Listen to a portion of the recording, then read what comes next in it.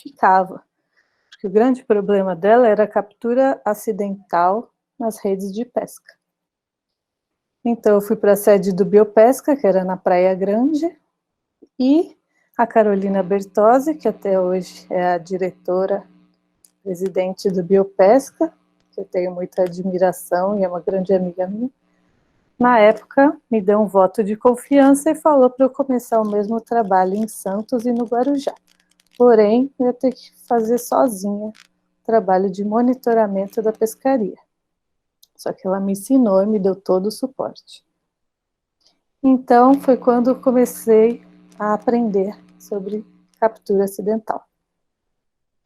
Isso foi uma câmera que eu deixei com os pescadores. Naquela época não existia câmera digital, era câmera analógica, acho que se fala, não sei nem como a gente chama, né? Câmera fotográfica antiga, que era com filme, só que era uma câmera que ela já vinha com poses, ela era prova d'água. Então eu deixava com os pescadores, eles tiravam foto para mim e me traziam. E com isso eu aprendi muito. Aprendi a lidar com pessoas que têm um extremo conhecimento empírico e prático sobre o mar. Eu abria o livro, eles sabiam o nome de todos os peixes. E eles conheciam na prática aqueles peixes, e eu só tinha visto no livro. E eles são, até hoje, né, negligenciados pelo governo, muitas vezes pela sociedade. E eu aprendi sobre comunidades tradicionais, e como é interessante a pesca artesanal. Pessoas que amam e conhecem o mar melhor do que ninguém. Porém, de personalidade não muito fácil. Então, eu aprendi tudo isso com os pescadores de Santos e do Guarujá. E a captura acidental, que era um mundo desconhecido, eu passei a aprender tudo novo para mim. Então, eu estava no último ano da graduação, aprendi a fazer planilha, monitorar pescaria, lidar com pescador, escrever projeto, pedir licença ambiental, pedir financiamento, fazer educação ambiental, fazer necrópsia, enfim. Foi lá que eu aprendi a ser uma pesquisadora. Então aqui foram meus primeiros grants, que falam em inglês, né, que são financiamentos da pesquisa, e fiquei muito feliz de ter ganhado com projetinhos, né. Eu escrevi pelo Biopesca, mas para o Guarujá. E isso requeria todo o meu tempo, muita dedicação e muita paciência. Então aqui, sou eu em 2002, né, entrevistando os pescadores. Eu fazia isso semanalmente, até que eu fiquei amiga deles, da família deles, e passei a serem minha família. Então aqui são os barcos de pesca da Praia das Astúrias. Primeiras toninhas vivas que eu vi, que é uma raridade, muita gente trabalha com toninha por 10 anos e nunca teve a oportunidade de ver uma toninha viva, foi com eles, que eles me levaram, né, para pescar junto com eles. E assim também que eu consegui minhas primeiras amostras, né? Opa, apertei algum botão errado. Só um minutinho. Voltou. Estão vendo a tela? Silvio, tá vendo? Estamos vendo. Estou vendo. Não sei se apertou algum botão errado. Tá. Então, assim que eu consegui minhas amostras de fêmeas grávidas e lactantes de toninha, que 10 anos depois fizeram parte de outro capítulo da minha vida acadêmica. E aí eu criei o Biopesca Base Guarujá. Então, assim, nada é impossível. É impossível até que alguém vá e faça. Eu nunca imaginei que eu faria tudo isso, sempre com muita ajuda e parceria. Então, a gente tem que se juntar sim, e tem que ter amizade, tem que trabalhar junto, tem que receber gente nova, dar oportunidade. A Carol Bertozzi me deu oportunidade, eu não sabia nada, ela me ensinou, e eu consegui coisas que eu nem imaginaria que eu faria. Então, eu criei uma base, consegui patrocínio, pedi patrocínio para a prefeitura, para uma lojinha de surf, para o colégio que eu dava aula, fiz camisetas com o nome de todo mundo, montei uma base numa ilha, que chama Ilha dos Arvoredos, que é no Guarujá, onde tem uma universidade lá chamada UNAERP, e na época eles tinham concessão de uma ilha com uma condição, eles precisavam de um projeto de pesquisa. E aí eu escrevi o projeto Olhos d'Água, que é esse das câmeras fotográficas com os pescadores. Comecei a monitorar as pescarias, então monitorei a frota artesanal da Praia das Astúrias, cetáceos, que são golfinhos, né, e quelônios, que são as tartarugas. E no início eles diziam que nenhum golfinho, nenhuma tartaruga morria. Depois eram um por ano, depois um por mês, depois um por semana. Né? Então, até você ganhar confiança das pessoas também não é rápido, né? Isso eu digo dos pescadores, até eles verem que eu não era fiscal, eles achavam que eu era fiscal do IBAMA na época, e aí eles viram que não, que eu era bióloga e que eu tinha interesse mesmo no material, né, nos animais. E passei a monitorar também os tubarões, e aprendi sobre tubarões e raias, né, então participei de um projeto Proelasmo, e depois eu fui para a frota industrial, que são barcos grandes de mais de 15 metros, que ficam 15 dias no mar, e voltam, né, cheios de tubarões e atuns, entre outros peixes, né. Então, com o monitoramento desse terminal público de Santos, começaram a vir outras espécies de golfinhos e quantidades absurdas de tubarões, raias, tartarugas. E a gente tem que fingir que não está chocado, mas eu vou mostrar umas fotos. Então, eles me ligavam, Mariana, morreu uma toninha. E aí era um golfinho comum de bico longo, né? Delphinus duffis. Mariana, morreu uma toninha. E era um boto cinza, sotália, guianensis. Tudo eles chamavam de toninha. Então, aqui, algumas fotos daquela época, de 2004, mais ou menos. E então, tem Sphyrna levine, né, que é o tubarão martelo.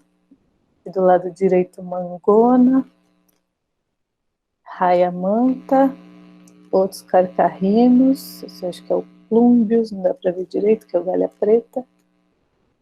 E aqui eu, na época da graduação, né, quando eu monitorava essa pescaria, então tartaruga vinham muitas, mas era mais verde, principalmente tartaruga verde, e também de pente. E aqui do lado a gente vê uma de couro, que era raro, mas a malha grande vinha. Comecei a dar aula no ensino fundamental e médio num colégio particular, e os alunos ficavam, professora, quantos anos você tem? Professora, você surfa? E eu corria campeonato naquela época, só que eu não podia falar, falava que assuntos não referentes à sala de aula não seriam respondidos. Eu desenhava peixe de profundidade na lousa, inventava música, fazia uma musiquinha sobre as organelas celulares para eles decorarem, fazia feira de ciências, colocava vulcão com gelo seco. Então a gente vê que tem que ser muito criativo para ser professor e tem que ter muita paciência. Eu decidi que eu não aguentava mais dar aula para criança, que eu tinha que fazer uma pós-graduação, porque o que eu gostava mesmo era pesquisa. E aí eu disse que ia sair. E aí foi engraçado a reação, porque a gente não sabe se eles gostam da gente ou não, porque são sempre terríveis, mas eles começaram a chorar e pediram para eu ficar. Aí eu fiquei empolgada, né? Que bom que as crianças gostavam. Resolvi fazer uma pós-graduação. Primeiro eu fiz um MBA em controle e gestão ambiental, já estava interessada na poluição marinha, mas foi um lato sensu, não foi um mestrado. No estuário de Santos, e comecei a trabalhar com um amigo, que também na época era apaixonado pelos cetáceos, Samuel, e a gente encontrou 2 botos cinzas solitários e residentes dentro do estuário de Santos. Lá era um local que no passado já teve uma população de boto cinza, mas já faziam mais de 20, 30 anos que nenhum boto cinza era avistado dentro daquele estuário. E cada dia mais a poluição das águas e o número de indústrias e portos só aumentavam. E aí 2 vertentes me levaram a iniciar estudos com a contaminação ambiental. O meu N amostral das toninhas já era suficiente para o mestrado, e ali era o último refúgio de manguezal do litoral de São Paulo, que era considerada uma área de proteção permanente e estava sendo gradativamente destruído diante dos meus olhos. Aqui é uma foto, né, da margem esquerda e direita do estuário. Margem direita a gente tem Santos, na margem esquerda Guarujá. E fiz a minha monografia sobre uma revisão histórica da contaminação do estuário de Santos. Meu orientador foi o professor Hélio Lopes, que foi presidente da CETESB por 30 anos. Mas depois de ver muita coisa errada, ele pediu demissão e entrou para o Ministério Público Federal e começou a denunciar as grandes indústrias. Ele me cedeu fotos aéreas e os dados da contaminação do estuário e disse que recebeu ameaças pessoais da sua família das grandes indústrias, quando ele começou a denunciar a poluição. Então ele me ensinou um pouquinho do que tem por trás dos bastidores quando você quer fazer as coisas de forma correta, né? Quando você tem um objetivo de preservar o meio ambiente, você tem que estar emocionalmente e mentalmente estruturado para uma briga de cachorro grande. E aqui é uma das áreas de contaminação ambiental da COSIPA, que é uma das maiores indústrias poluidoras do estuário. Foi então que eu fui pedir para a orientadora do Instituto Oceanográfico perguntar se ela gostaria, né, de ser minha orientadora. Então, eu fui procurar o Instituto Oceanográfico da USP, onde eu conheci o Silvio, né, estudamos juntos lá. Eu admirava muito, até hoje admiro muito o IO, que a gente chama de IO, e eu fiquei muito orgulhosa de pensar em estudar ali. E a professora Rosalinda Montoni me recebeu de braços abertos, eu fiquei muito feliz, e ela ainda me elogiou por eu já ter um projeto e já ter amostra. Antes de ir, eu estava com medo, né, porque eu sempre tinha estudado em universidade particular, então quando eu fui pedir para uma orientadora de uma universidade pública e pensar em passar numa prova de universidade pública, né, a primeira coisa a gente fica um pouco com medo, achando que é muito difícil ou impossível, né? E aí a gente tem que meter a cara mesmo e ir, porque senão a gente nunca vai saber. Então eu fiquei feliz de conversar com a Rosa, fiquei confiante e comecei a estudar. Algo que para mim parecia ser muito complexo, porque eu sou bióloga e tive que estudar oceanografia química. Só que eu passei a admirar, gostar, ter muito interesse por essa área. E aí eu comecei a fazer estágio lá no Labicom, né, que é o Laboratório de Química Orgânica Marinha. E já tinha um projeto com contaminantes orgânicos em focas da Antártica, que para mim foi um sonho. Então eu já comecei fazendo algo que eu gostava muito. E iniciei nesse novo universo. A prova do mestrado era oceanografia química e geológica. Eu estudei muito, muito, muito. Estudei mais de 6 meses, todos os livros que iam cair na prova. E aí eu passei em primeiro lugar. E aí a Rosa dizia, minha aluna, bióloga e surfista. E um dia ela me pediu uma foto minha surfando. E era para atrair os alunos interessados pelo mar. Lá estava eu surfando pelas palestras da USP. E eu ganhei bolsa da FAPESP dentro de um grande projeto com o Estuário de Santos, e lá que eu aprendi técnicas de cromatografia gasosa e líquida, com diferentes detectores, diferentes matrizes. Então lá eu aprendi na prática as análises da contaminação. Dei aula para os professores na graduação, participei de embarques, dei aula também nas bases que tem o Instituto Oceanográfico em Ubatuba, que é no litoral norte de São Paulo, Cananéia, no litoral sul. Participei de vários congressos, inclusive congressos internacionais, então foi incrível a minha estadia por lá. Fui convidada também para participar de uma consultoria ambiental para uma empresa querendo fazer um novo porto no estuário de Santos, em Embraporte, em cima da área de ocorrência dos nossos 2 botos. E é claro que eles morreram e sumiram, foi muito triste. E esse foi meu primeiro paper. Então, meu primeiro artigo científico, eu fiz lá no IO, e fiquei muito feliz de poder participar de tudo isso e finalmente conseguir fazer um paper que, né, no início da nossa carreira, a gente sabe como é difícil. Antes de terminar minha dissertação, que foi com organoclorados nas toninhas de São Paulo, eu já queria entrar no doutorado. Eu queria um N amostral maior, eu queria estudar toda a área de ocorrência da toninha. E aí eu conheci um professor, um congresso, o professor José Lailson, que é da Universidade Estadual do Rio de Janeiro, o UERJ.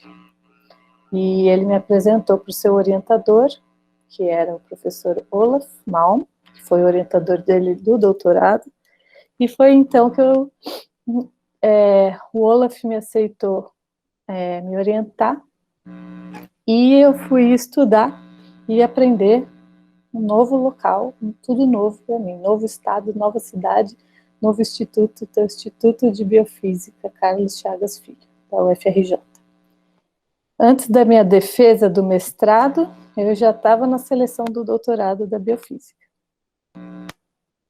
E aí foi uma longa carreira na UFRJ e na UERJ, que aqui não é UERJ, UERJ.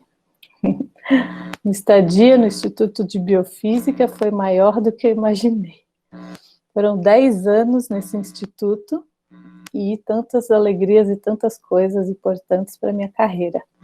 Conheci muitos pesquisadores, tive a oportunidade de ir para o exterior muitas vezes, tive boas parcerias sólidas no exterior, que nos rendem até hoje pesquisas de alto nível. O professor Lailson foi meu co-orientador, e lá também eu aprendi muito no laboratório dele, que chama MAQUA, que é o Laboratório de Mamíferos Aquáticos e Bioindicadores, da UERJ. Aprendi sobre mamíferos marinhos, ele me cedeu todas as amostras do litoral todo brasileiro de ocorrência das toninhas, fiz saídas de campo, escrevi um projetinho de captura acidental também, isso aqui em Itaipuaçu, que era perto de onde eu morava em Niterói, né, Maricá, e eu percorri várias praias buscando bicho morto, as carcaças, né.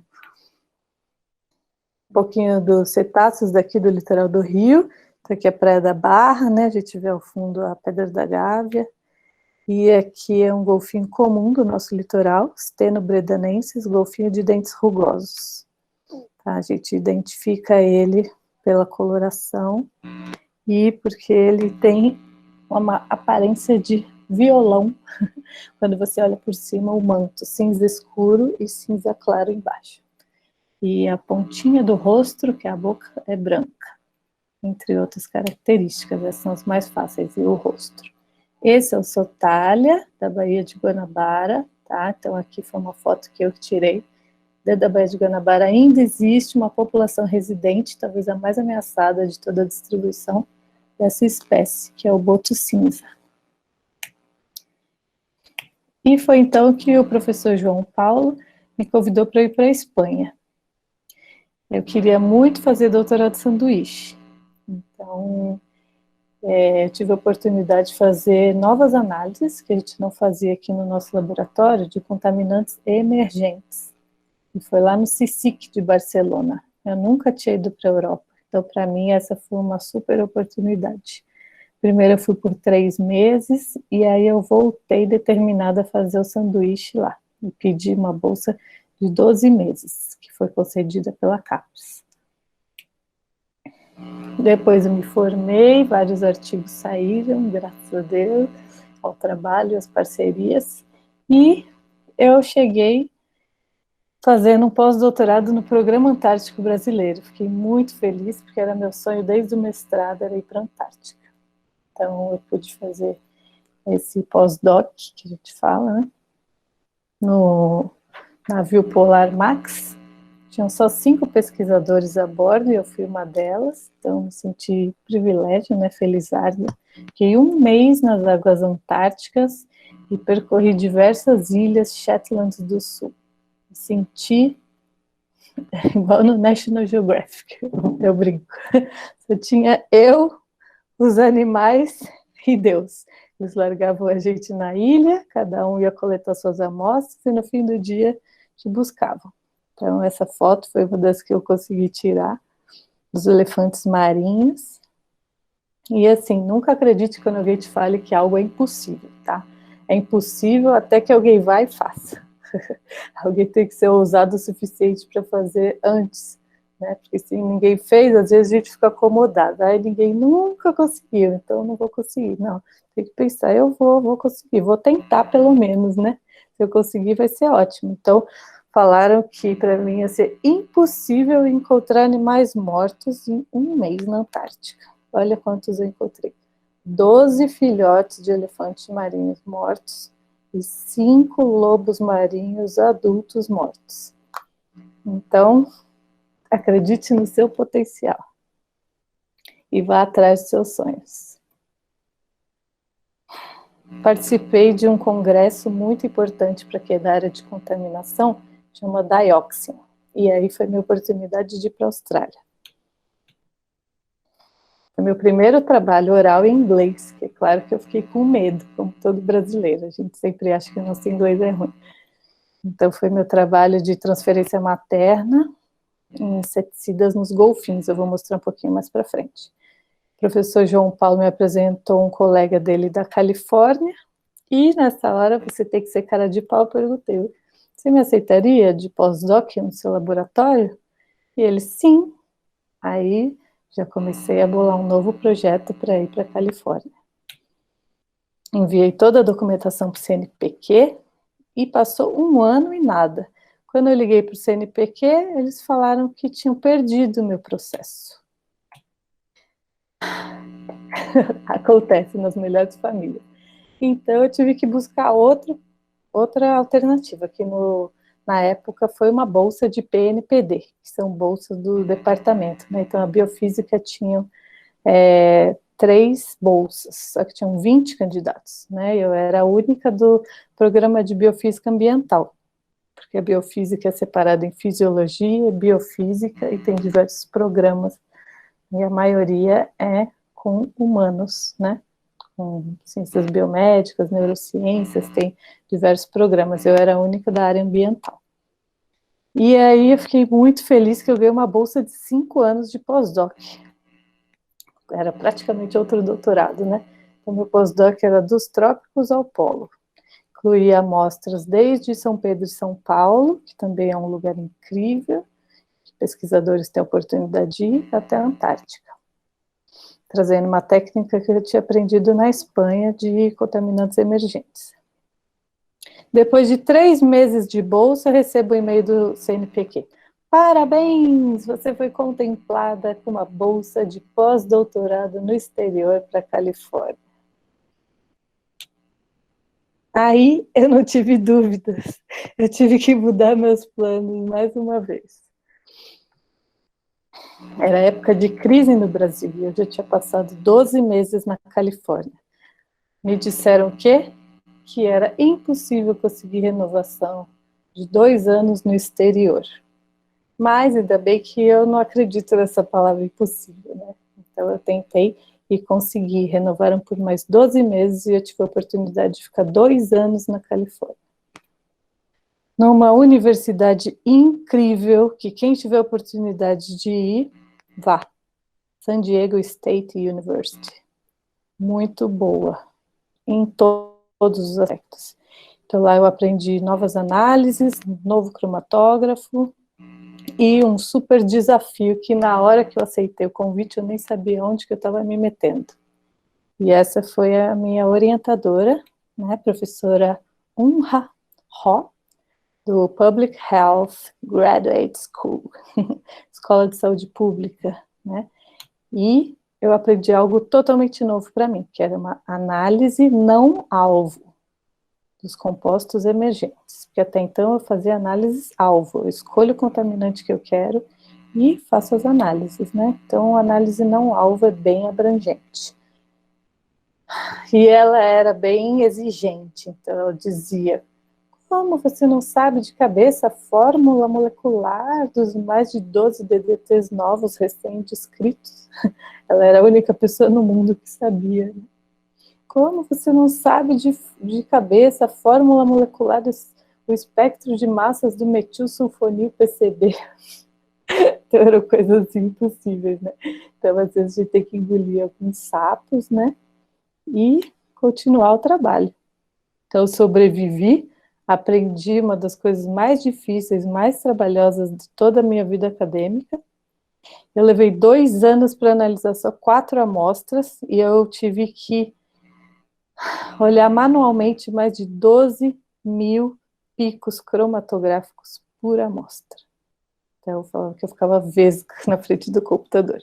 Então, nas horas vagas, eu ia surfar na Califórnia e estava tudo certo. No final, graças a Deus e muito trabalho, saí de primeira autora numa revista muito top, Environmental Science Technology. Quem é da área sabe que essa é a revista mais difícil de publicar. Então, olha, valeu a pena todo o esforço. Foi recompensado com uma grande publicação.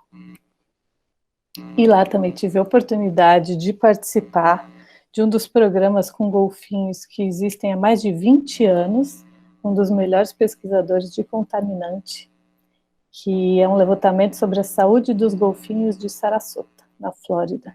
Então, eu fiquei 2 semanas capturando golfinhos junto com mais de 30 pesquisadores. Foi uma oportunidade única. E agora, cadê? Onde eu tô aí? Vamos ver, onde está o Wally? Tentei me achar. Eu vou dar uma dica, tô segurando o golfinho. Aqui, nem eu me reconheço, né? Mas foi incrível, conheci pessoas muito boas na área, né, super especialistas, e aprendi técnicas para trazer para cá para o Brasil. Quando voltei para o Brasil, crise, né? Naquela época eu já achava que era crise, não sabia o que ia ser de hoje, né? A gente nem imaginava. Então eu pedi um outro pós-doc júnior, né, um pós-doutorado júnior, que a gente chama de PDJ, no CNPq, e ganhei para trabalhar com atuns no arquipélago de São Pedro e São Paulo. Depois, um outro pós-doc júnior com tubarões do Brasil, em parceria de professores da UFRJ, que trabalham com peixes e tubarões, e o professor Fábio Azim, né, da Federal Rural do Pernambuco, que é o maior especialista em tubarões do Brasil. Depois de tantos pós-docs que eu já tinha feito, pela primeira vez, eles renovaram apenas 3 meses, não mais 12 meses. Então, foi a primeira vez que a crise começou a afetar a ciência. Isso porque eu estava trazendo métodos do exterior para o laboratório, orientando alunos de IC, de mestrado, de doutorado, mas não foi o suficiente. E eu queria muito era ser professora e pesquisadora de universidade pública. Foi aí que eu dei o pulo do gato, como eu digo. Depois que eu fiz um curso com uma grande pessoa, o professor Ernest Gosch, não sei se vocês já ouviram falar, e eu vi que eu ia ter que mudar um pouco minha estratégia e resolvi estudar agricultura sintrópica, ou agrofloresta. O Ernest ensina que a gente tem que criar áreas de inclusão do ser humano na natureza, e não de exclusão do ser humano. E aí, como eu já estava cansada de estudar sobre poluente, sobre agrotóxicos e comer alimentos com agrotóxicos, eu resolvi fazer uma agrofloresta no sítio de um casal de um amigo meu que eles queriam ter cultivo orgânico. E aí surgiu um projeto de extensão, que eu escrevi para o Instituto de Biofísica. E agora a gente tem visitação de jovens de colégios públicos, aprendendo e vivenciando sobre a agrofloresta, e os monitores são os alunos da graduação. Então tem bastante gente interessada, eu mesmo gosto muito dessa área, é uma área que está crescendo muito, muito interessante, a agroecologia e a agrofloresta. Outra coisa, fui para o turismo de observação de golfinhos. Enquanto eu morei no exterior, eu vi que as empresas de whale watching geram milhões de dólares. E pensei, por que a gente não faz isso no Brasil, gente? Vamos fazer no Rio de Janeiro. Juntei-me com o Dr. Leonardo Flack, do Instituto Boto Cinza, e lá, onde ele trabalha, aqui na Baía de Sepetiba, que hoje eu também trabalho, tem a maior população de boto cinza do mundo, tem mais de 700 indivíduos, né? Então a gente criou um produto de inovação, de ciência e turismo andando juntos, uma nova ferramenta para preservação. E aí eu criei o Dolphin Rio. Quem quiser me segue lá no Instagram, agora tudo é assim, né? Me segue lá no Instagram, dá um like, dá um joinha, segue o canal.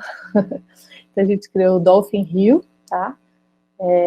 Pertence ao Instituto Boto Cinza, né? É um ecoturismo marinho sustentável, de base comunitária pela preservação dos botos. Então a gente usa os barcos dos pescadores, os monitores são os pescadores, os barqueiros são os pescadores e nós, né, pesquisadores, somos os monitores para ensinar para a população. E aí eu consegui o apoio do Aquario, que é o aquário daqui do Rio de Janeiro. Esse é o flyer que explica o passeio. E aqui uma pessoa vestida de boto cinza, uma pessoa mil e uma utilidades. Sou eu, gente. Nem eu me reconheço. Então a gente tem que ser um pouquinho de tudo, entendeu? A gente tem que ser pescador, a gente tem que ser psicólogo, tem que ser professor, tem que ser boto, tem que ser tudo. A gente ensinar, né, as pessoas a preservarem. As crianças amam esse bichinho de pelúcia aí de boto. Outra coisa também, eu criei um projeto socioambiental com uma ONG de surf, chama Rio Surf Social, e aí eu criei o Rio Surf Socioambiental. Então eu levo conhecimento sobre ecossistema, fauna e flora marinha para os jovens da comunidade do Terreirão, que são de baixa renda, daqui do bairro onde eu moro, no Recreio, no Rio de Janeiro, que praticam o surf. Então, a equipe é o pessoal da ONG que chama CADES, que eles já dão aula de surf para esses alunos, e eu consegui o patrocínio do Aquario, e a gente levou eles, né, uma vez a cada semestre, a gente leva um grupo de 30 alunos no aquário, fazer uma baguncinha por lá, e aprender sobre os tubarões e sobre a preservação marinha. Enquanto isso, na sala de justiça, 200 golfinhos morreram, né? Então teve um surto de morbilivírus, e na Baía de Sepetiba, que é a baía que a gente trabalha com os botos cinza, em um verão, né, em 2 meses e meio, 200 indivíduos morreram, e não foi de Covid. Eu brinco que, como eles são sentinelas, eles avisam o que ia acontecer, né? Então eles tiveram um surto de morbilivírus, onde toda a população foi infectada, grande parte morreu, né? E de 700, 200 morreram, foi em torno de 35% da população. E eles só estavam avisando, né, o que ia vir por aí. E, afinal, tempos de crise são tempos de novas oportunidades. A gente tem que ter sempre um olhar positivo, né? Depois de tantos desafios, eu aprendi a impor desafios a mim mesma.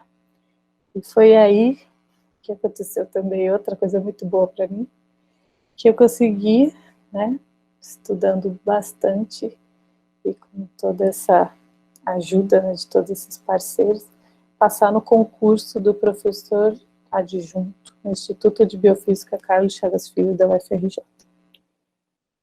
E agora eu vou falar bem breve sobre poluição marinha, porque eu já estou falando há um tempão com vocês, mas não podia deixar de contar minha carreira. Espero que isso tenha inspirado vocês a quererem aprender mais, tá? Então, o mar é o grande lixão da humanidade, né? A gente sabe que ele é receptor de todos os nossos rejeitos antrópicos, das atividades das indústrias, de esgoto doméstico, dos portos, atividades urbanas, zonas agrícolas, todos, o final é o mar, né?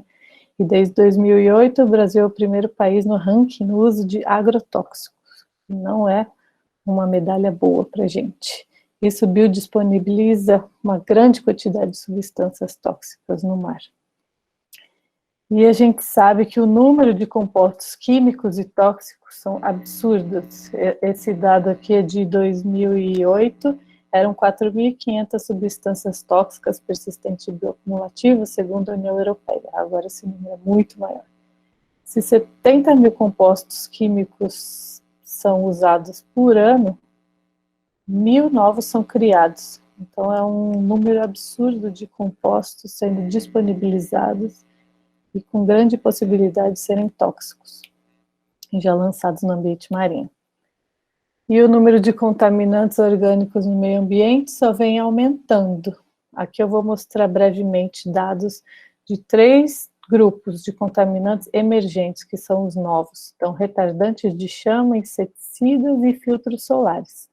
Eles já foram detectados em peixes, golfinhos, leite humano, no sêmen, água e sedimento. Eles são persistentes e o principal problema é que eles são desreguladores do nosso sistema hormonal. Onde estão os retardantes de chama? Estão na sua casa, só que você não sabe, na sua cortina, no seu tapete, na indústria automobilística, na indústria aeronáutica, nos lixões, nos grandes lixões eletrônicos, no nosso carro, aquele cheirinho de carro novo, nos nossos computadores. Outro grupo de compostos estudados, que são semelhantes quimicamente, são os bromados naturais. Existem mais de 4.000 compostos halogenados naturais no ambiente marinho. Eu vou falar apenas de um grupo deles, que são os metox e BDS, que eles são parecidos com os retardantes de chama, porém eles têm um oxigênio a mais. E eles possuem altas concentrações em cetáceos dos 5 continentes já. De onde eles vêm? Eles vêm de esponjas marinhas ou de bactérias associadas a essas esponjas. Eles vêm de algas vermelhas e algas verdes e de cianobactérias. Qual o problema deles? Eles, igual os contaminantes, biomagnificam através da teia alimentar e até o momento a gente não sabe se eles são benéficos ou desreguladores hormonais. Outro grupo que você tem na sua casa, se você abrir o seu armário, quer dizer, espero que não, mas a maioria das pessoas tem, porque ela não sabe, são os piretroides. Para que servem? Eles são usados na agricultura, eles são usados, por exemplo, para matar uma praga no jardim da sua casa, eles são usados no seu pet, né, principalmente em gatos, que em cachorros, porque gatos não se usa piretroide, então aquela coleirinha Q-Tix de matar carrapato. Produtos domésticos, por exemplo, aquela tomada anti-mosquito, e produtos veterinários, né, no gado, para parasitas. O último grupo são os filtros solares, que todo mundo tem, já viu, já usou, com certeza, um dia pelo menos na vida, né?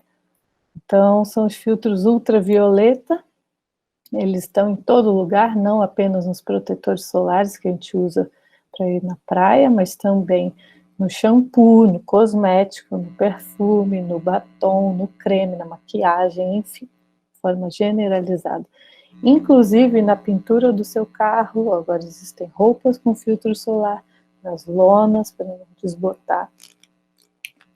E na última década o seu uso tem aumentado muito. E deu ruim. Infelizmente, o filtro solar é um contaminante tóxico e é um desregulador hormonal. Qual o problema dele? Alto grau de toxicidade, carcinogênico, neurotóxico, imunossupressores alergênicos e potencial de toxicidade reprodutiva. Estou falando desses 3 grupos de compostos: retardantes de chama, os inseticidas piretroides e os filtros solares. Estudos já mostraram que camundongos tinham 17 vezes, os recém-nascidos, os bebezinhos, eram mais vulneráveis à toxicidade do que os adultos. Então, eles atacam os bebês. E são os reguladores hormonais.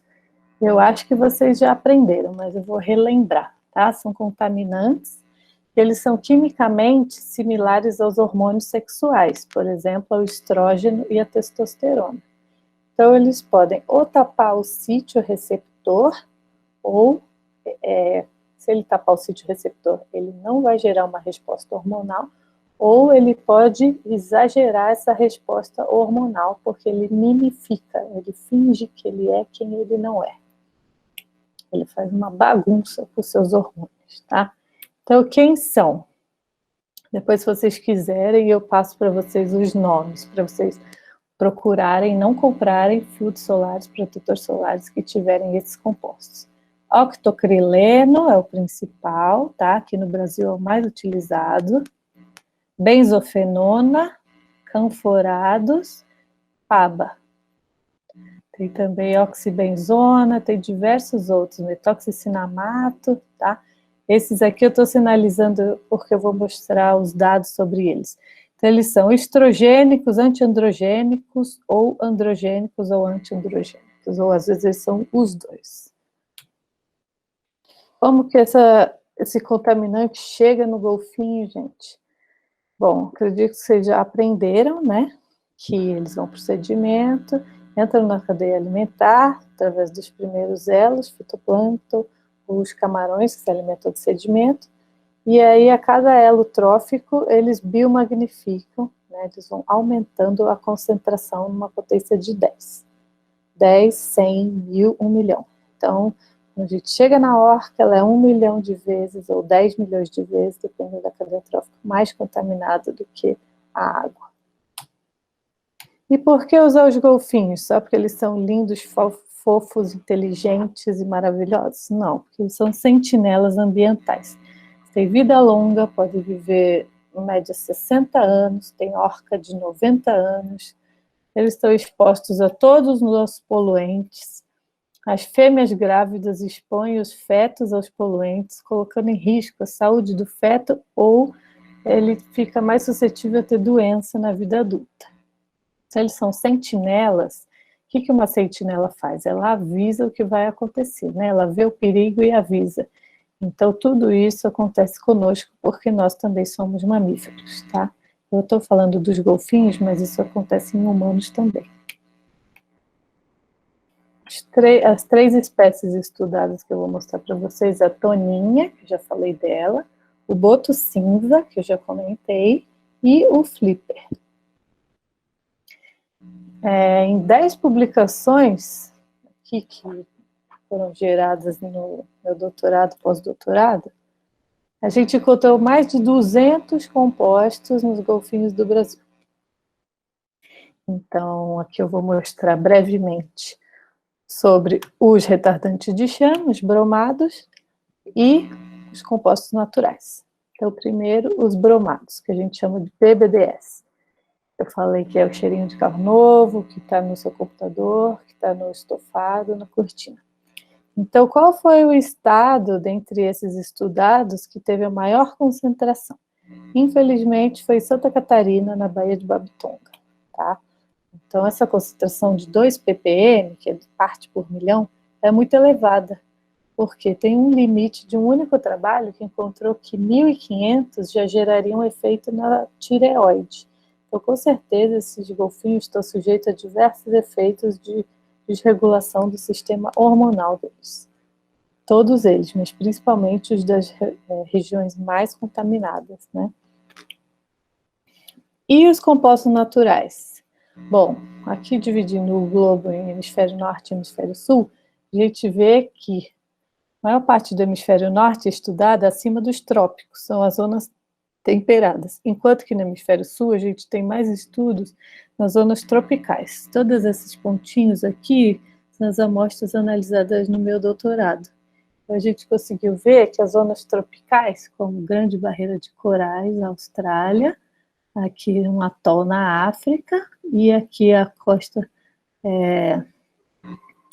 vamos chamar de sudeste, aqui é o limite, né, do sudeste, que é Espírito Santo, do Brasil.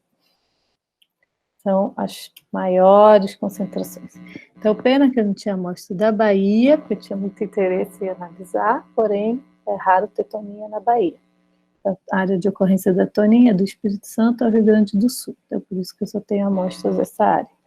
E aqui a gente vê um número muito maior, né? 3 casas decimais a mais do que os outros, no Espírito Santo, desses compostos naturais. 14 ppm, muito mais do que o retardante de chama antrópico. Por que será? Então, eu acredito, não sei, pode ser que no futuro vocês me ajudem a desvendar esse mistério, ou mais gente estudando, a gente chega à conclusão, pode ser por causa do rodolito, pode ser por causa de ressurgência, pode ser por causa da influência de Abrolhos, né? Então, a maior cama de rodolitos do mundo é no Brasil, né? E grande parte está no Espírito Santo e na Bahia. Então, o rodolito é uma alga calcária, para quem não conhece, é uma alga vermelha, né? E ela pode ser um ambiente para esponjas, algas e cianobactérias, bactérias que são sintetizadores desses compostos naturais bromados que eu mostrei para vocês. Então, existem diferentes congêneres, né, diferentes compostos naturais. Então, aqui, os que estão verdinho, tá vendo? Esse 6-metox-47, ele é produzido por algas. Então, aqui a gente vê no Espírito Santo, predominante, Rio de Janeiro, pouco, São Paulo, Paraná. Então, aqui a porcentagem dos verdes, né, são produzidos, por exemplo, por algas vermelhas, como a laurência, ou podem estar sendo produzidos nas camas de rodolito. Aqui uma grande predominância do laranja, né, que são produzidos por esponjas, só que agora os estudos mais recentes vêm mostrando que não é a esponja que está produzindo esse composto, que ela como que eu vou dizer, ela é casa, host, né, em inglês, ela é um ambiente, da cianobactéria, né, por exemplo, da oscilatória. Então, a cianobactéria, ela mora dentro da célula da esponja, e ela que é responsável pela produção desses compostos, tá? Então, a gente fala esponjas e organismos associados, porque na verdade a bactéria sozinha ela não produz, então ela é um simbionte, né? Quando ela está dentro da esponja, ela produz esse composto, que é um metabólito secundário. E a gente pode usar a ecologia química, né, os dados químicos, para fazer uma separação do estoque populacional, porque se eu não sei a população, é mais difícil de eu conseguir ter um plano de manejo para a conservação da espécie. Então, aqui a gente conseguiu rodar uma PCA, que é um tipo de análise estatística, e separar os estoques populacionais, que deu diferença significativa. Então, separamos no mínimo 4 estoques populacionais para a toninha usando os contaminantes.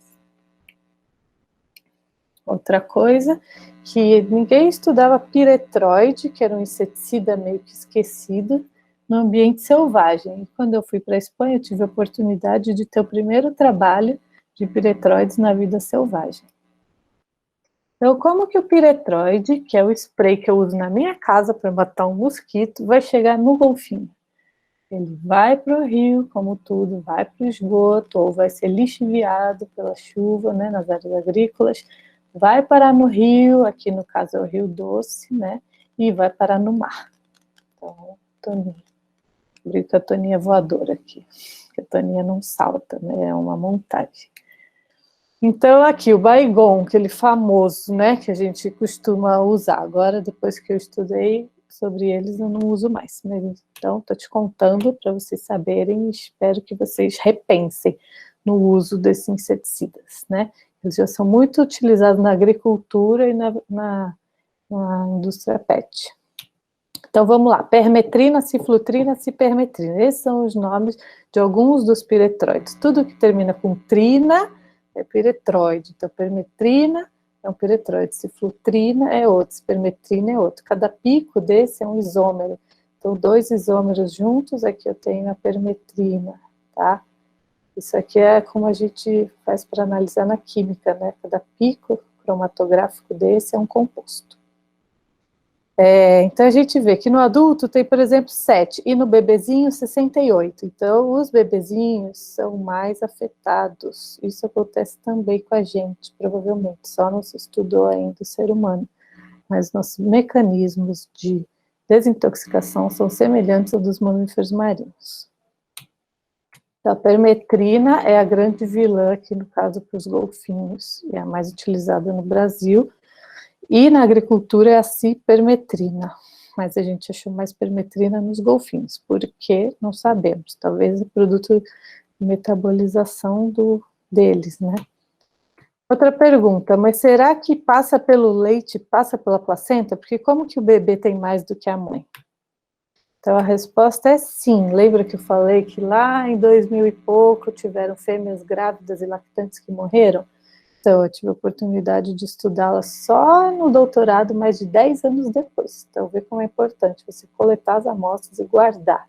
Você nunca sabe quando alguém vai poder, né, fazer um estudo. Então aqui a gente comprovou que o piretroide, aquele que você usa em casa, espero que não use mais para matar o mosquito, ele passa pela gestação e ele passa pelo leite, tá? Então foi encontrado nos fetos e nos bebês, e no leite e na placenta, tá? Então concentrações altíssimas.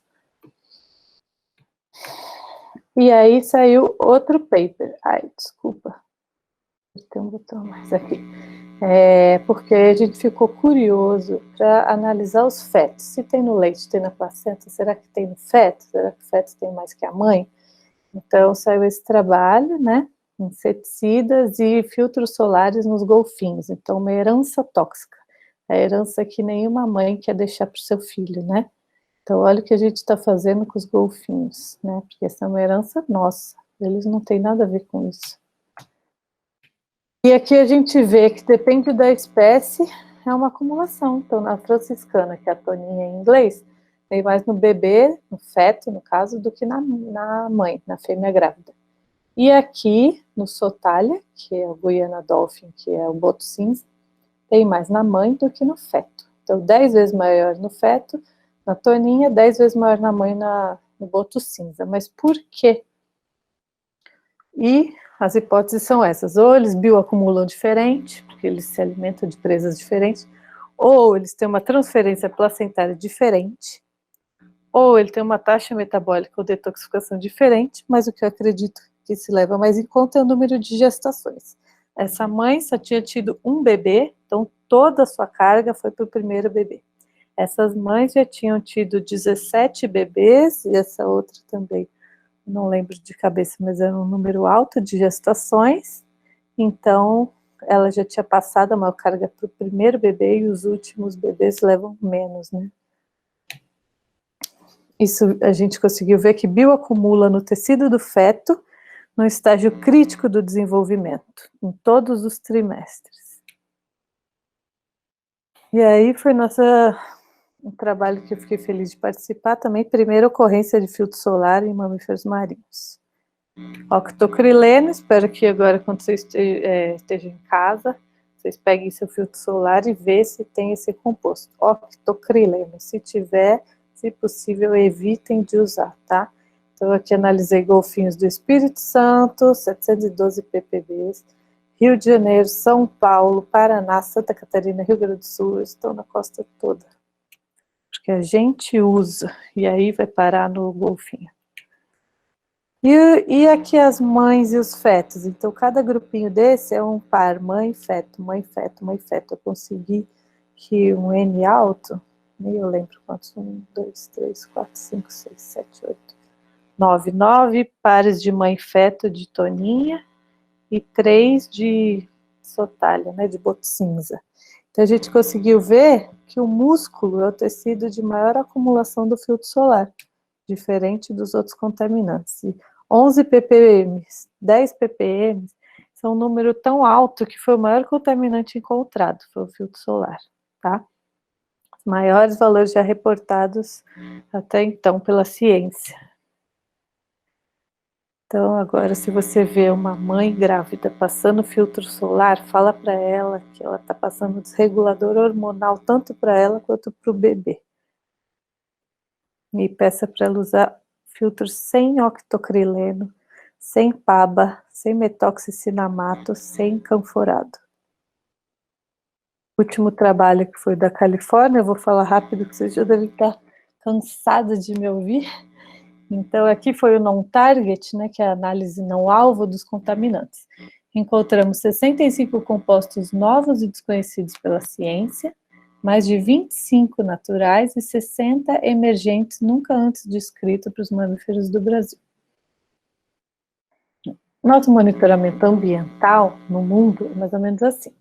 Esses são os contaminantes que a ciência estuda, que a gente chama de target, né? Ou alvo, monitorado. E aí, com esse trabalho, a gente conseguiu ver que 89% dos compostos encontrados nos golfinhos, né, na gordura dos golfinhos, são compostos que não são normalmente ou tipicamente monitorados nos estudos ambientais. Então, é só a ponta do iceberg, isso que a gente vem estudando. Aqui são os principais, tá? Quem tiver interesse depois pode me escrever que eu mando o paper.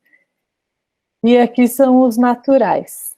Então, de onde vêm os naturais? Como eu falei para vocês, né? Das áreas tropicais e da ressurgência. Então, como eu estudei os golfinhos do Rio de Janeiro, a gente tem uma área recifal aqui, né, ele é grande, tem também nas ilhas do Rio, e a ressurgência, né, em Cabo Frio, no norte, litoral norte do Rio de Janeiro. Então, esses compostos podem estar vindo dessas áreas. E os golfinhos daqui tiveram uma identidade carioca, ou seja, a gente pode fazer a mesma coisa que fizemos para as toninhas, né? Usar os contaminantes para conseguir separar estoque populacional, que isso é uma ferramenta para a conservação das espécies. Então, a gente viu que o nosso golfinho carioca, né, ele tem uma identidade de RJ, né, Rio de Janeiro, de acordo com os compostos antrópicos e naturais. Então, os inseticidas, os retardantes de chama e os principais naturais são aqueles bromados que eu te mostrei e uns outros clorados e mistos. E o que a gente pode fazer então? Porque depois disso tudo, né, dá uma tristeza. Então, vamos ver o que é possível fazer. Você, eu, cada um na sua casa. Por exemplo, inseticida. Será que eu preciso? Né? Aqui onde eu moro é horrível de mosquito. O que eu faço? Eu fecho a janela antes do entardecer, coloquei tela em todas as minhas janelas, se saio na rua, saio, né, protegida, e uso a minha raquetinha anti-mosquito. Fico feliz de matar os mosquitos eletronicamente, né? Você dá um choque elétrico. Pelo menos a gente está evitando, né, o uso de piretroides, e avise suas amigas grávidas para não colocar aquela tomada anti-mosquito, para ela não ficar respirando a noite inteira piretroide, e é neurotóxico para o bebê, tá? Outra coisa, filtro solar. Não estou falando para ninguém, a partir de amanhã eu vou na praia, não vou mais usar filtro solar, porque a professora Mariana que mandou. Não, nada disso. Vamos procurar, tá? Vamos ler o rótulo, vamos aprender a identificar e falar para os outros, né? Então, vamos evitar os orgânicos. A gente acha que tudo que é orgânico é bom? Não. Nesse caso, os filtros orgânicos são ruins. Vamos usar os minerais, tá? Ou usar barreira física, como o que, por exemplo, bom e velho chapéu, a blusa, o guarda-sol, barraca, né? E prefira os 100 nano, porque agora também tem outro problema, né? Os nanomateriais. Então, os minerais não nano, óxido de zinco, tá? Se quiserem, depois eu mando umas marcas. E eu também estou com uma bio-startup, que depois eu conto para vocês, com um novo biocosmético sem contaminantes. Outros projetos em andamento, é o último slide, aguentem mais um pouquinho, 1 minuto e acaba. Vamos lá. Ecologia química e populacional dos golfinhos da Baía de Sepetiba e Baía de Ilha Grande. Então, aqui a gente trabalha com bichos vivos, que bom, lindos, maravilhosos. Os animais vivos, né? Essa é uma forma de biópsia, onde a gente atira um dardo aqui na ponta. Então, você vê aqui, tem um cilindro e uma boia. Então, ele coleta um pedacinho de pele e gordura que é levado para o laboratório para a gente analisar. É um projeto em parceria com o Instituto Boto Cinza, com a empresa Ternium, e aqui é parte da minha equipe. E ninguém é nada sozinho, a gente tem que sempre trabalhar em equipe. Outro projeto em andamento, compostos antrópicos e naturais nos tubarões e nos grandes predadores do Brasil. É um projeto parceria do Proarquipélago, das amostras do Laboratório de Radioisótopos coletadas lá em São Pedro, São Paulo, e amostras de tubarão do professor Fábio Azim, da Federal Rural do Pernambuco, e amostras nossas daqui do litoral do Rio de Janeiro, da pesca artesanal. O outro projeto, Ecologia Química dos Cetáceos das Ilhas do Rio, parceria com o projeto Baleias e Golfinhos, lá no Monumento Nacional das Ilhas Cagarras, são as ilhas em frente a Ipanema, aqui na zona sul do Rio de Janeiro, com a equipe da doutora Liliane Lodge. Ninguém chega longe, né, sem ajuda, então eu quero agradecer muito todos os meus parceiros, todo mundo que nessa longa jornada vem me ajudando e espero poder também ajudar muita gente. E vou deixar uma frase para vocês: ninguém é nada sozinho. Se queremos fazer algo grande, importante, que nos traga orgulho, precisamos fazer em equipe. Alcançar o sucesso com esforço coletivo é muito mais prazeroso. Trabalho em equipe é união e amizade, em prol de um bem e de um objetivo comum. Por isso, é muito mais nobre do que uma batalha individual. E esse planeta a gente não usa, compartilha, repense. Obrigado, pessoal, por ficarem até agora. Obrigado, Mariana, pela excelente palestra que você nos brindou aqui nessa noite. E a professora Mariana é isso, né? Essa fala simples, autêntica, que é bem interessante, né? De se ouvir. Eu mesmo não conhecia toda a história da professora, agora fico conhecendo e bem feliz aí pelo percurso acadêmico, que possa servir de inspiração aí para os nossos internautas aqui nessa live de hoje. E a gente tem algumas perguntas aqui dos internautas. Que bom, pergunta é bom, que aí sinal que prestar atenção. Ó, o Francisco, ele pergunta assim: professora, boa noite. Poderia resumir a diferença e semelhança entre boto e golfinho? Interrogação. Sim, é que eu já dei essa palestra de mamíferos marinhos, aí eu tirei dessa nossa, né? Mas, quem sabe, outro dia a gente conversa só sobre os mamíferos marinhos. Então, existem nomes populares e nomes científicos, né?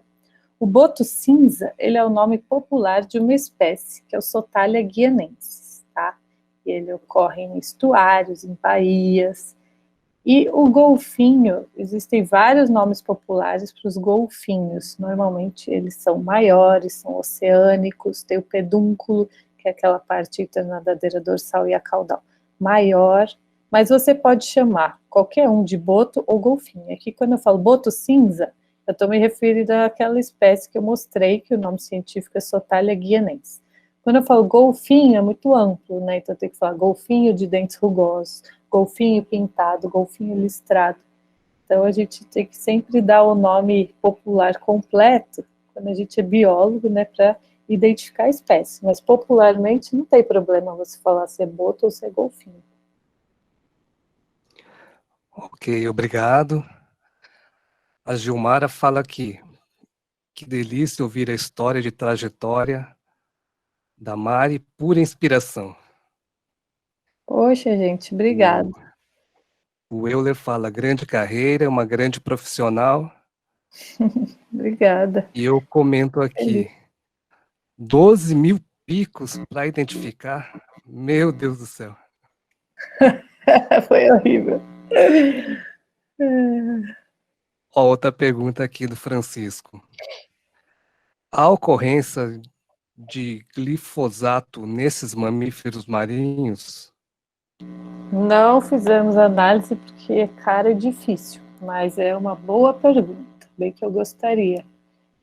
Então, assim, temos interesse em estudar o glifosato, que ele é o do momento, né? O Roundup, e muito utilizado e pouco estudado, né? Só que a análise dele é cara e difícil, pouquíssimos laboratórios fazem. Então, eu nunca vi nenhum trabalho de análise de glifosato em golfinhos. Até se vocês encontrarem algum dia, pode me mandar, que eu acho bem interessante também. Quem sabe a gente consiga fazer no futuro, né? A Michele, Ela fala aqui, boa noite, parabéns pela essa excelente live. Eu gostaria de saber se já existem produtos naturais que podemos substituir os tradicionais filtros solares. Sim, existem diversos produtos naturais que têm propriedades UVA, UVB, né, que é o que a gente procura, né, nos filtros solares. Então, eu vou dar aqui uns exemplos, porém, depende da sua pele. Então, quem tem a pele muito branquinha, não vai poder usar óleo de coco, por exemplo. Eu, que já sou acostumada a tomar sol, faço óleo de coco, porque ele tem um fator de proteção baixo. Então, existem vários compostos que já têm naturalmente esses protetores, né? Então, manteiga de karité, manteiga de cacau, óleo de coco, óleo de semente de cenoura. Tem uma lista de compostos. Então, o que que acontece? Como eu cansei de comprar produto com contaminante, né? Eu e uma aluna da farmácia, a gente abriu uma bio-startup de cosméticos e eu estou fazendo um filtro solar natural, onde a gente está juntando vários compostos com propriedades de filtro solar num produto que a gente vai comercializar. Isso já existe na Califórnia, né? Só que eu quero fazer um com compostos brasileiros. Então, eu estou procurando um com compostos da Amazônia também, para dar a nossa cara, né? Então, os índios usavam urucum, né? E os índios do Havaí, óleo de coco. Então, em breve, um biocosmético.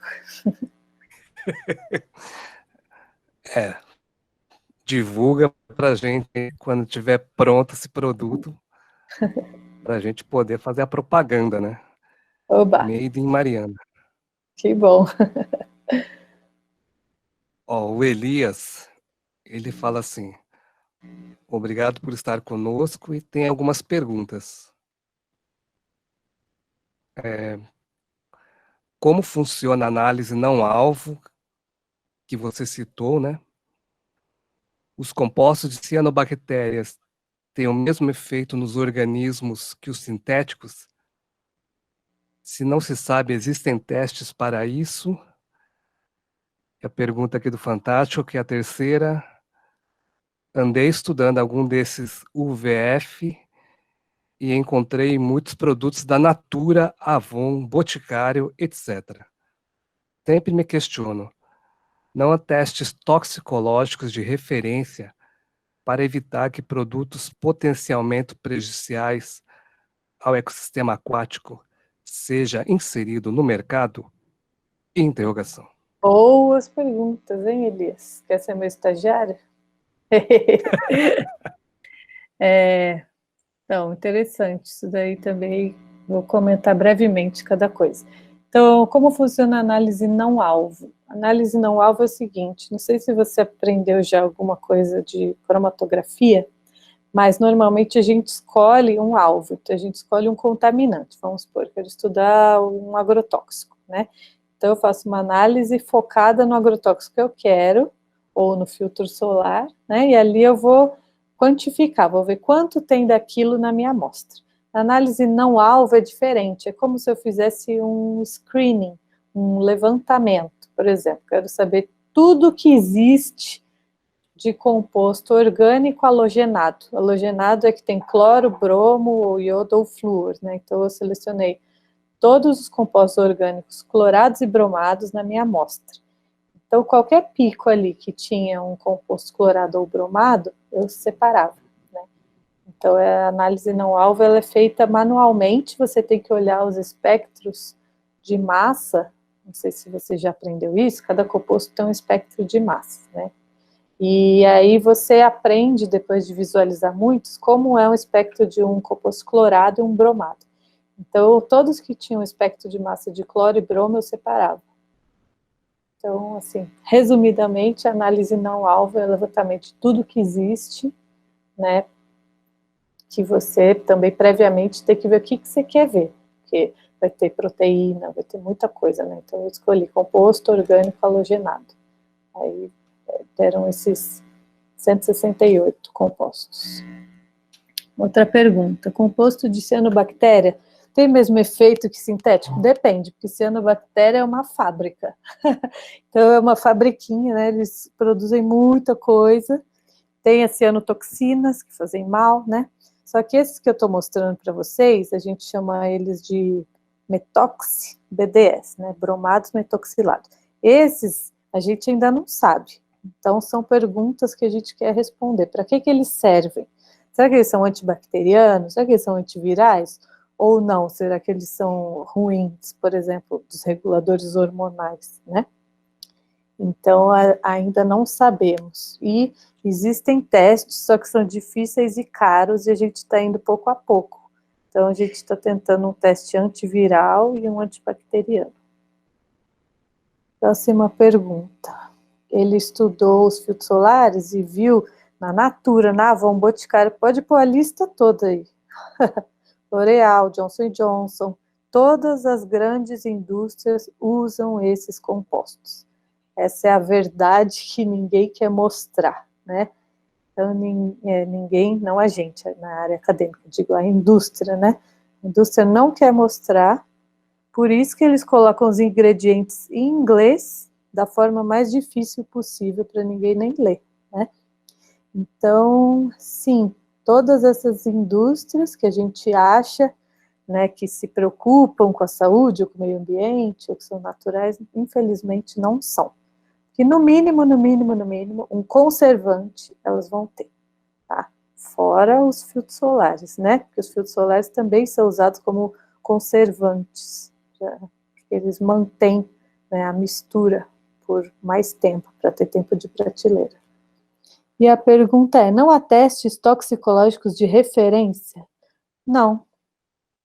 Para evitar que produtos potencialmente prejudiciais entrem no ecossistema aquático? Não, nem para a nossa saúde não tem. Muito menos para o ecossistema aquático. Então, você lança o produto e ele já está no mercado rápido, tá? Não tem nenhum teste toxicológico. Tem teste de alergia, tem outros testes, mas toxicológicos, não. Ok. Aí a Gabriela pede para passar as marcas dos filtros solares que você recomenda. Por favor. Ui, que Fora essa... resposta! Então, no Brasil está difícil, mas quando eu viajo, eu sempre procuro os minerais, tá? Eu procuro com óxido de zinco e com menos nome químico possível. Então, eu brinco que eu procuro. Quanto menos nome, menos ingredientes, ou menos coisas sintéticas, né? Então, se for o ingrediente que é uma manteiga de cacau, que é um óleo de coco, né? Que aí tem um nome científico, é bom. Mas quando começa muito metil, sulfonil, canforado, né? O libideno, uns nomes esquisitos assim, provavelmente eles são os conservantes ou os desreguladores hormonais. Então, eu tenho uma marca americana que eu confio, que chama Badger, B-A-D-G-E-R, Badger. É aquele bichinho que, como fala, tipo zorro, sabe? É o nome dele em inglês, né? Badger. Esse daí, ele é feito pensando para não ter contaminantes, tá? Então, é uma marca americana confiável.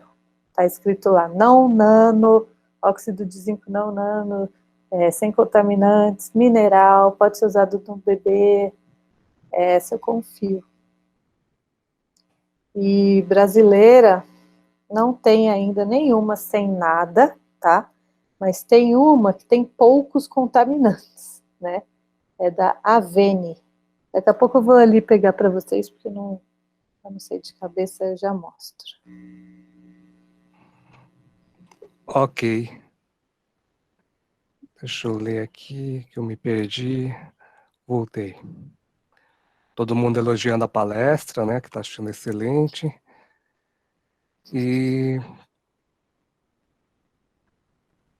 a Lua pergunta: você teve algum trabalho com botos de água doce, como o boto da Amazônia? Sim e não, né? Já ajudei, mas eu não fui autora. Então, o meu chefe, o professor João Paulo, ele teve um projeto com os botos da Amazônia, e também o professor Lailson. Então, eles analisaram DDT, mercúrio e PCB nos botos da Amazônia. Mas eu estou com uma parceria nova, que a gente está com ideias de estudar compostos, esses que a gente chama de emergentes, que eu mostrei para vocês, né? Então, esperamos em breve ter resultados também para os botos da Amazônia, porque antes eram só 2 espécies, agora a gente já sabe que só o boto cor-de-rosa já são 3, né? Que a gente fala o boto vermelho, que é o Ínia, já são 3, né? E mais o sotalha de rio, né? Que é o tucuxi.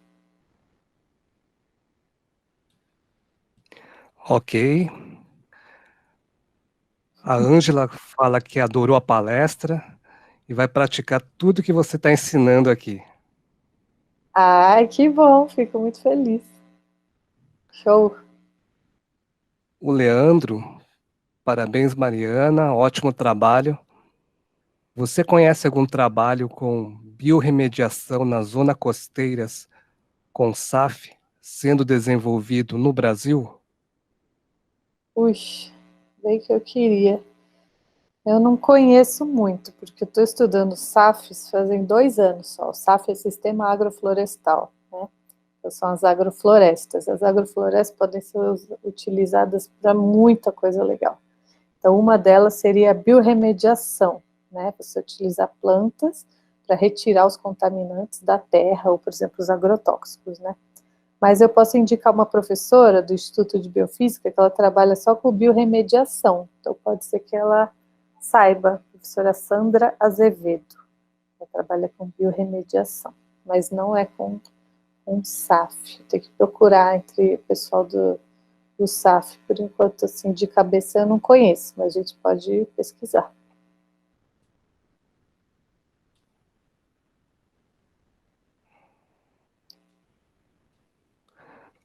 Ok. A Graziele, professora, utilizo como filtro solar óleos essenciais. Tem algum contaminante neles? Entenda-se. Os óleos essenciais são muito legais, muito interessantes. Estou estudando eles há algum tempo, não muito tempo, estou estudando há 1 ano mais ou menos os óleos essenciais e estou descobrindo muita coisa boa. Porém, depende da marca do óleo, como tudo, né? E como eles são, assim, vamos dizer, industrializados, né? Tem que ter uma indústria por trás para fazer a destilação do óleo. Então, tem algumas marcas que eu confio, né?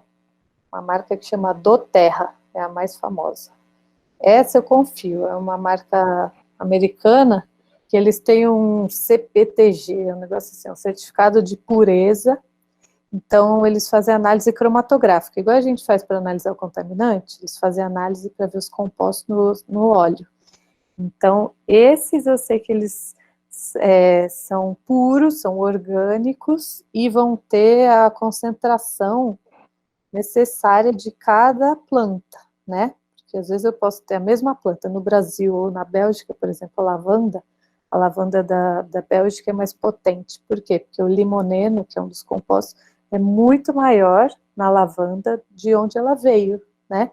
Ela veio de lá, da Europa, do hemisfério norte, Bulgária, França e Bélgica. E a mesma coisa, se eu pegar a copaíba, que é uma árvore da Amazônia, e for plantar lá no hemisfério norte, não vai ter a mesma concentração. Então, uma marca confiável é a doTERRA. Tá? Essa eu sei que ela faz análise de pureza.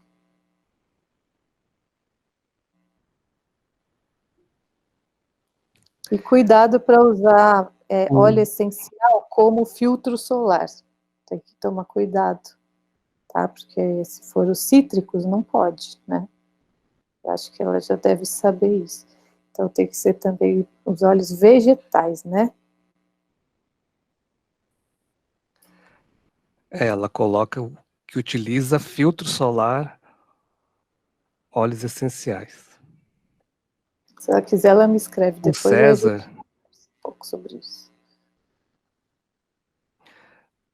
o César diz que é uma grande profissional, fonte de inspiração e é um prazer fazer parte de sua equipe. Meu aluno de Cada dia mestrado. aprendendo mais. Que bom, César. Show.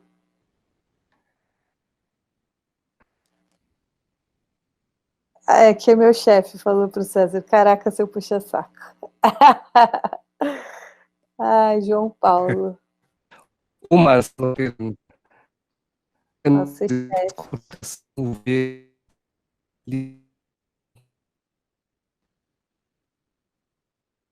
Ah, Elias gosta das cianobactérias. Então, Elias, vamos ver se a gente consegue. Eu também queria um protetor solar proveniente do mar.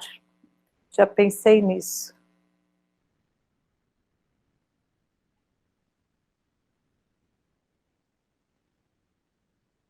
Silvio? Alô? Oi. Tá Oi, ouvindo? oi, aqui ficou quieto. Tá ouvindo? Eu não tô me ouvindo, então, mas tudo bem. Oi. É, o Marcelo pergunta, as camisetas com proteção UV liberam algum composto tóxico? Cadê? Ah, aqui tinha. Não, é que o Elias tinha perguntado se eu uso apenas um detector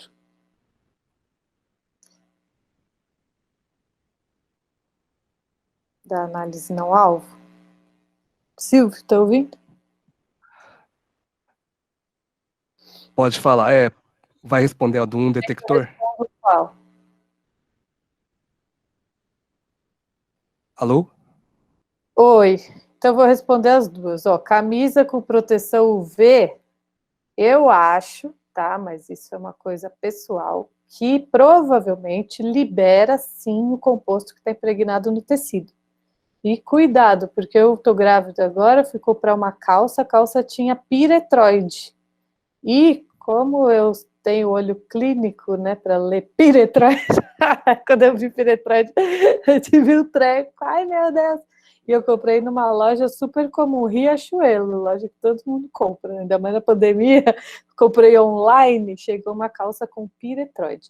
Então, o que, que eles fazem? Eles impregnam o tecido, aí estava lá, calça para grávida anti-mosquito. E aí as pessoas não sabem, é neurotóxico, você pode estar, né, causando uma toxicidade para o cérebro do feto, é muito grave.